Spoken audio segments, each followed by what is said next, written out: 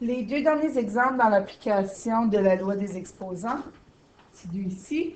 Plusieurs façons encore de le faire. On peut prendre les exposants négatifs et les rendre positifs au départ, ou on peut juste travailler avec la loi des exposants avec des divisions. Donc, le 1.4 à la 3 deux fois. Donc, c'est comme si on dit le 1.4 à la 3 fois 1.4 à la 3. Donc, ici, qu'est-ce qu'on fait? On multiplie ces exposants. Donc, ça nous donne 1.4 à la 6 fois le 1.4 à la 4. Et on a le 1.4 à la moins 2 au dénominateur. Celui-ci, au dénominateur, on pourrait le monter si on veut, ou on peut tout simplement le laisser comme ça. Donc, au numérateur, qu'est-ce qu'on fait avec les exposants 6 et 4? On doit les additionner, selon la loi des exposants. Donc, si je fais le 1.4 6 fois par lui-même, fois le 1.4 4 fois par lui-même, c'est comme si j'ai fait 1.4 10 fois par lui-même. Et j'ai le 1.4 à la moins 2 au dénominateur. Donc, selon la loi des exposants, je dois soustraire mes exposants quand je divise.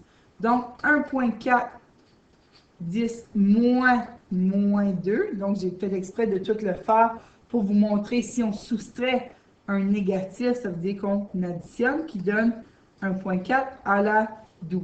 Si vous n'êtes pas certain quand on divise, qu'est-ce qu'on fait? Je peux toujours, à ce point ici, dire 1.4 à la 10 fois 1.4 à la 2. Donc, je monte mon 1.4 au numérateur et je change mon signe. J'additionne les exposants, je dis 1.4 à la 12. Donc, d'une façon ou d'une autre, on va avoir le même résultat. Le dernier problème est un petit peu plus complexe, beaucoup de lettres, des exposants en fractions. On les prend tous un par un. On peut même les diviser complètement. Donc, les chiffres, le X et le Y.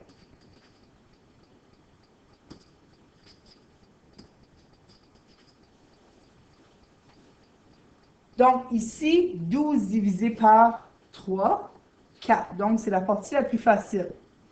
Ici, x moins 5, je peux décider de mettre tout ça au dénominateur, si c'est plus facile. Donc, je pense que c'est cette façon-là qu'on va utiliser. Donc, x à la 5 fois x à la 1/2. Et ici, qu'est-ce que j'ai? Je peux mettre mon y moins 1/2 en haut. Donc, j'ai le 5/2 fois le 1/2. Donc, si vous n'aimez pas travailler avec des demi, on peut toujours mettre ça comme 0.5.